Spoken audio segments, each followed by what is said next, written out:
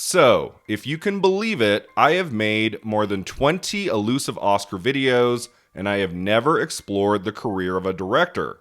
Well, until now, that is. Someone I definitely have to make a video for in the months to come is the one and only Paul Thomas Anderson, one of my all-time favorites, who has received 11 Oscar nominations to date without a win. And then there's Bradley Cooper, of course, who's directed 2 feature films that have both given him tons of Academy Award nods. But you know what? I thought the timing was absolutely perfect right now to begin my Elusive Oscar series about directors with the incredible, the remarkable, the spectacular visionary artist that is Christopher Nolan.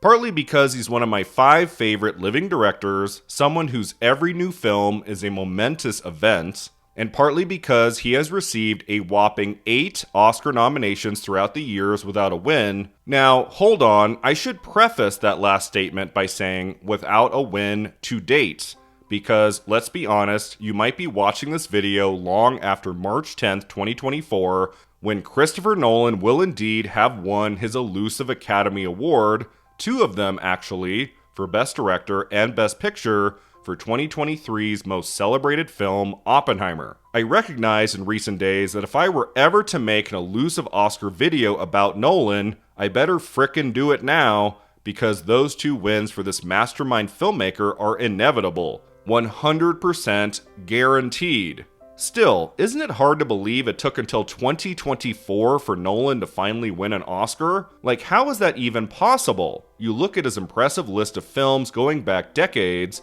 and it's crazy to think he didn't win an Oscar for Memento, or The Dark Knight, or Inception, or Dunkirk, just to name a few. Would you be shocked to learn he didn't even get a nomination for The Dark Knight, which I still think to this day is completely insane? So sit back, relax, and let's get into it. How did Christopher Nolan get his start as a director?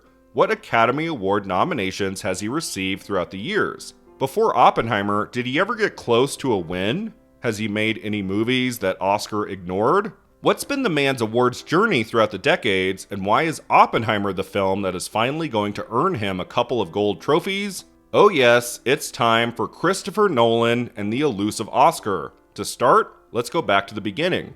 Christopher Edward Nolan was born on July 30th, 1970 to father Brendan and mother Christina. He began making movies at age 7, borrowing his father's Super 8 camera and shooting with action figures. From the age of 11, he aspired to be a filmmaker, but he opted out of film education and instead studied English literature at University College London. After earning his bachelor's degree, he wrote and directed the 1996 short film Larceny and the 1997 short film Doodlebug. In the mid-1990s, he tried to get a feature film called Larry Mahoney off the ground to no avail, but then he conceived of his first feature, Following, about an unemployed young writer who follows strangers throughout London. So you followed women? No, I didn't follow women. I wasn't a sex thing. I followed anybody. I just wanted to see where they went, what they did.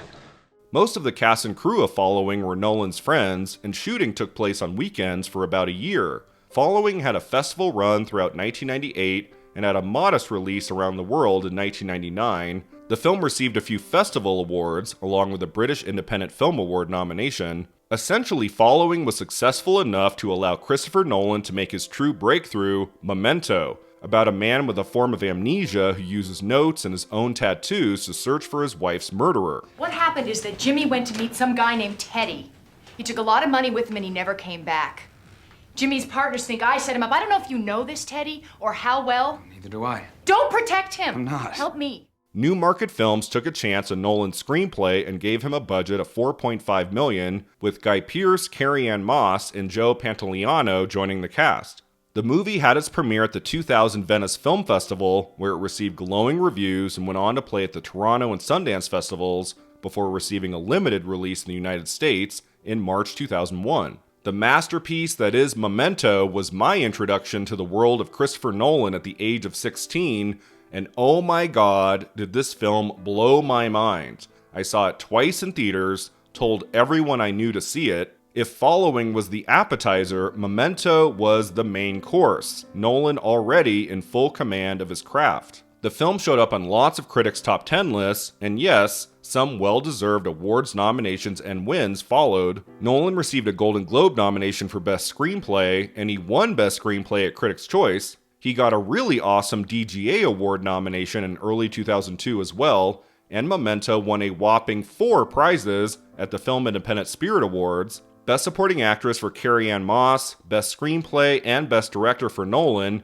and Best Feature of the Year. Here's a sample of Nolan's director's speech. I think our film, perhaps more than any other, benefited from people's willingness to see something a little different from what everybody else was offering, and I think that everybody would do well to have a lot of faith in audiences, because certainly in our case, they came to see our film, and I'm very grateful to them.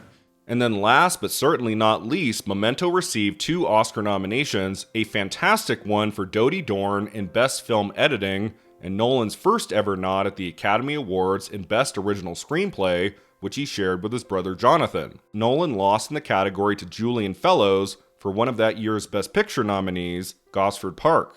But no matter, I'm pretty sure Nolan wasn't feeling too down on himself. With the mega success of Memento, his career was already flourishing, and just a few weeks after that year's Oscar ceremony, he already had another feature film hitting theaters, this one starring 3 Academy Award winners, Al Pacino, Robin Williams, and Hilary Swank. Steven Soderbergh had been so impressed with Nolan's work on Memento that he personally recommended Nolan to Warner Brothers to direct their remake of the Norwegian thriller Insomnia. Released in the summer of 2002, the film tells of 2 Los Angeles detectives sent to an Alaskan town to investigate a murder. I know you beat your girlfriend.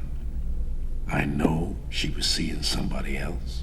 Somebody she might have even gone to see after she walked out on you Friday night. Insomnia got positive, if not celebratory, reviews from the nation's critics, and it made over $100 million at the worldwide box office on a budget of $46 million. Ultimately, despite the top-notch cast, Insomnia is not one of Nolan's most famous films today, although I think it's a fascinating study of a director continuing to find his voice, especially now that he had entered the world of studio filmmaking. The movie received only a few stray, smaller award nominations, like Best Supporting Actor for the amazing Robin Williams at the Academy of Science Fiction, Fantasy, and Horror Films, but sadly this one didn't make much of a dent in the 2003 award season. Soon after, Christopher Nolan approached Warner Brothers about making a new Batman film that was more grounded in the real world. Batman Begins, by far Nolan's biggest project at the time, starred Christian Bale as Bruce Wayne/Batman and featured an all-timer cast including Michael Caine, Morgan Freeman, Liam Neeson, and Gary Oldman. Released in the summer of 2005, the film tells Batman's origin story, Bruce Wayne learning the art of fighting and stopping a secret society that intends to destroy Gotham City.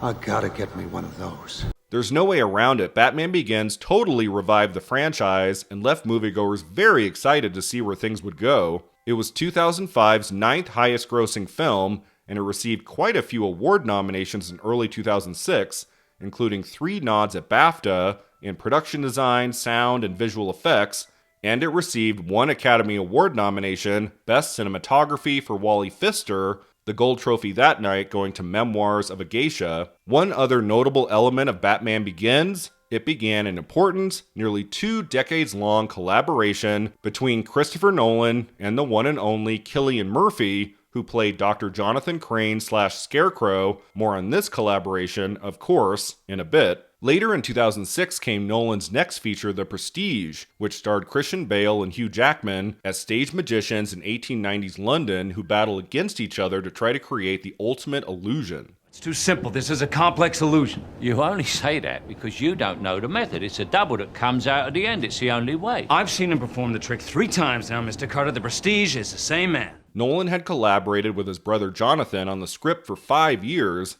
and waited until he had completed Batman Begins to make the film. Continuing to prove he could make beloved and original movies that also earned money at the box office, The Prestige received positive reviews from critics and made more than $100 million worldwide. It also got 2 Oscar nominations, Best Cinematography, again, for Wally Pfister, as well as Best Art Direction, Both trophies went to the astonishing work in Guillermo del Toro's Pan's Labyrinth. So by the mid-2000s, Nolan's career was continuing to flourish, but what was going to get him his first Oscar nomination for Best Director, based on this film's huge success at the box office and celebratory reviews from, well, everybody. 2008's The Dark Knight looked like it was going to be the film to do it. Now, at the end of the day, it is a comic book movie, so there was definitely an uphill battle to get The Dark Knight Oscar nominations in the top 8 categories. But again, this big budget masterpiece took the world by storm, many, including myself, calling it the best superhero film ever made, and it was my choice for the #1 film of the year, telling the story of Batman going up against his most formidable foe, the Joker. The Dark Knight also gave us a performance for the ages, Heath Ledger, who had sadly passed away 6 months before the movie's July 2008 release. I don't want to kill you. What would I do without you? Go back to ripping off mob dealers? No.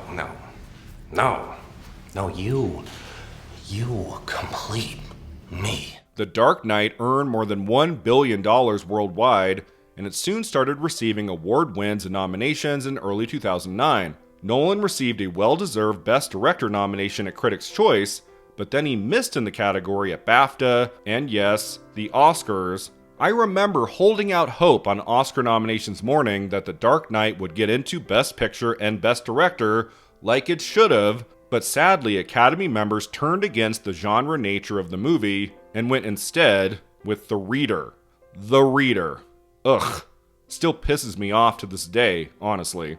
However, The Dark Knight did extremely well in technical categories at the major award shows, the film receiving 9 nominations at BAFTA and 8 at the Academy Awards. The big award story that year for The Dark Knight was, of course, the late Heath Ledger sweeping the season in the Best Supporting Actor category from the Golden Globes all the way to the Oscars. For more on Ledger's remarkable career and his awards wins for The Dark Knight, take a look at my recent video. So at the end of the decade, Nolan was on top of the world, and really, let's be honest, could have made anything he wanted following The Dark Knight. What did he make next? Oh, just a little indie film called Inception. Nolan had been toying with the idea of this movie for about a decade, the story of a thief who steals corporate secrets through the use of dream-sharing technology. Let me ask you a question. You never really remember the beginning of a dream, do you? You always wind up right in the middle of what's going on. I guess, yeah. So how did we end up here? Nolan gathered another star-studded cast led by Leonardo DiCaprio and showed once again he could draw audiences in droves to the theater for a completely original property. Inception earned nearly $900 million worldwide and received once again glowing reviews from the nation's critics. Was Inception finally going to be the movie to earn Nolan an Oscar nomination for Best Director? Again, despite the film's popularity, too many Academy members might have looked at Inception as too much of a genre film to squeeze Nolan into the director category, although this was his best chance to date by far. I mean, look at this. For Inception, Nolan was recognized with director nominations at Golden Globes, Critics' Choice, DGA, and BAFTA. So yeah, he got close, and for the first time since Memento, Nolan received an Oscar nomination, 2 in fact, 1 in Best Original Screenplay and 1 in Best Picture, Inception getting 8 Academy Award nods total. In the categories Nolan was nominated for, both trophies went to, The King's Speech, but Nolan did get to see many of his collaborators win trophies that night in such categories as sound editing, sound mixing, and visual effects. And his longtime collaborator Wally Pfister finally won an Oscar for Best Cinematography. Here's a sample of his speech. None of what I did would have been possible without the incredible vision of my master, Christopher Nolan. His work has inspired me for 12 years and continues to. He's a brilliant filmmaker, as we all know. So with Inception, Christopher Nolan had his best shot yet at winning his elusive Oscar, more in screenplay than in picture, but sadly it didn't happen, and his next 2 projects unfortunately didn't get him any closer. In 2012, he completed his Batman trilogy with The Dark Knight Rises, which passed $1 billion at the worldwide box office, but wasn't as enthusiastically received as the other 2 films in the franchise, this time Batman going up against the guerrilla terrorist Bane. You got yourself caught! Sir? Now what's the next step of your master plan? crashing this plane. The Dark Knight Rises is not perfect by any means, but there's a lot to like about it, and it shocks me to this day how The Dark Knight received 8 Oscar nominations, and The Dark Knight Rises received 0. Yep, a big fat 0. I mean, even Batman Forever from 1995 got an Oscar nomination for Best Cinematography. Like, what the F happened there? 2014's Interstellar brought Nolan back to the world of original filmmaking, this being another collaboration with his brother Jonathan that tells of a group of astronauts who travel through a wormhole to try to find a new home for humanity. You once told me that when you came back we might be the same age. And today I'm the age you were when you left. Starring Matthew McConaughey, Anne Hathaway, and Jessica Chastain, Interstellar was yet another massive hit with critics and at the box office, the film earning nearly $800 million worldwide. This one, unlike The Dark Knight Rises, did get into the Oscars, receiving 5 nominations total and winning Best Visual Effects. But sadly, no nominations for Nolan. By the mid-2010s, he had to know if he was going to get a Best Director Oscar nomination, he was going to have to make something different. Not as much of a mind bender, not a genre film. How about a World War II epic? Yep, that would do it. Based on his own screenplay, 2017's Dunkirk is set during 1940 World War II and tells the story of the evacuation of Allied soldiers from the beaches of Dunkirk, France. You don't even have guns. You have a gun? Yes, of course. A rifle, a 303. Did it help you against the dive bombers and the U-boats? Like his films tend to do, as I'm sure you've noticed by now, Dunkirk was another big success for Nolan, with both critics and audiences, Dunkirk earning more than $500 million at the worldwide box office, and getting very strong notices, like from Mick LaSalle in the San Francisco Chronicle, who called Dunkirk one of the best war films ever made. So how did Christopher Nolan receive his first Oscar nomination in the Best Director category? By making a much more awards-friendly movie that the Academy and most all awards voters in early 2018 just couldn't ignore. I mean, The English Patient, Saving Private Ryan, the recent All Quiet on the Western Front. Academy members love their war films, and so yeah, this was a great direction for Nolan to go in if he wanted to be recognized finally by awards voters, especially in the director category. The question was, could Dunkirk actually win Best Director and or Best Picture at the 90th Academy Awards? This was his best shot to date at taking home some gold trophies, given the Academy's proven love for war films and for the already somewhat overdue factor for Nolan, his body of work already truly astonishing. But then something kept happening that award season, despite Nolan being nominated in Best Director for Dunkirk essentially everywhere, Golden Globes, Critics' Choice, DGA, BAFTA, the man kept losing. Nolan needed to prove his strength early that award season with at least one big victory at one of the televised ceremonies, but right out of the gate, voters decided to shower the amazing Guillermo del Toro with their trophies for The Shape of Water. Another respected auteur in the industry, Del Toro won everywhere he needed to, and by Oscar night, his victory in Best Director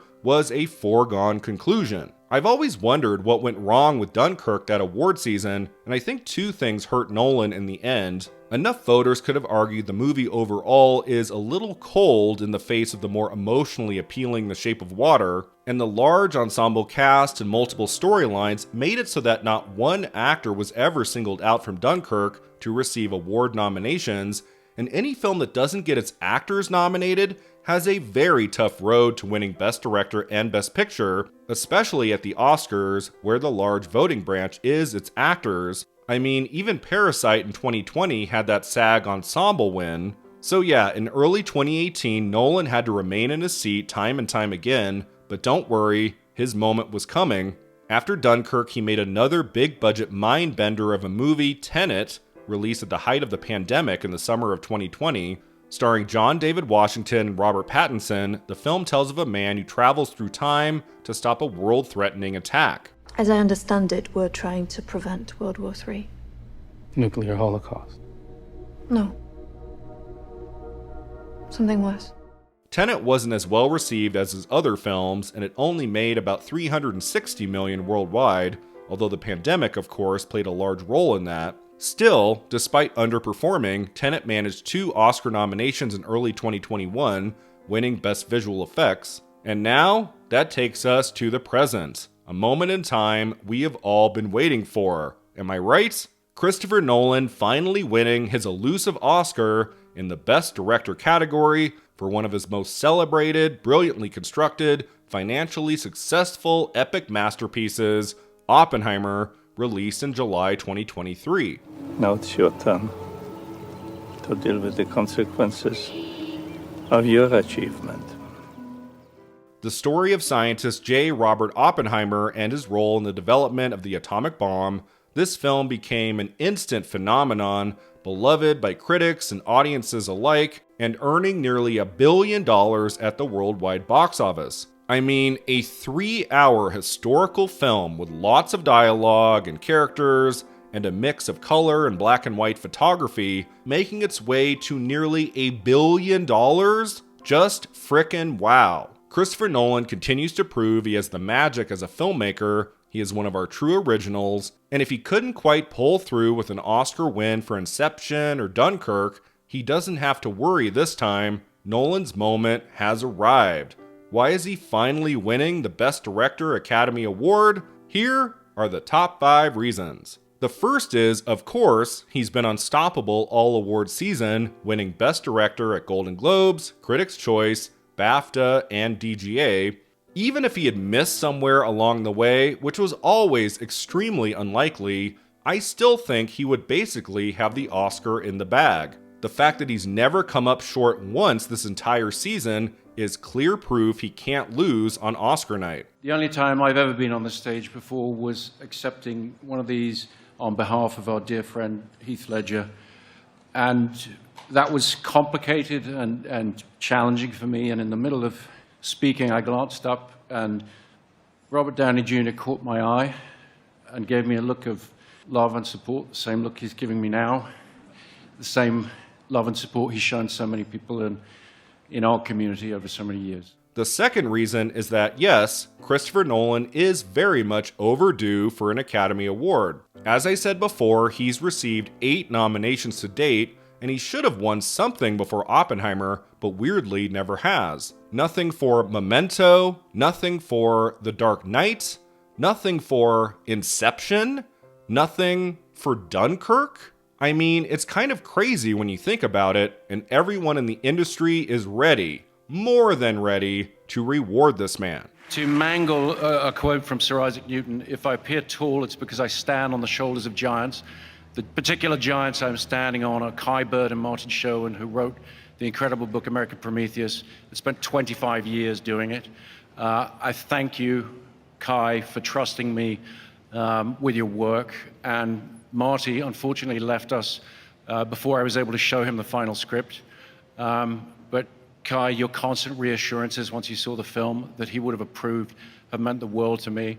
The third reason is that he finally made a movie that got his actors lots of award nominations and wins throughout the season. Remember, before Oppenheimer, the only actor to ever even get a major award nomination, let alone a win, for a Christopher Nolan movie was Heath Ledger for The Dark Knight. More than 20 years of incredible films, and that was the only one until now. This season for Oppenheimer, Emily Blunt has been nominated everywhere for Best Supporting Actress, Robert Downey Jr. has won everywhere for Best Supporting Actor, and Cillian Murphy has been extremely competitive in Best Actor and is the likely victor at the Oscars. Yes, Nolan's collaboration with Murphy that began with Batman Begins nearly 20 years ago has paid off big time with Oppenheimer. Yeah, I have so many people to thank for this. An incredible cast led by the peerless and fearless Cillian Murphy. Thank you, Cillian.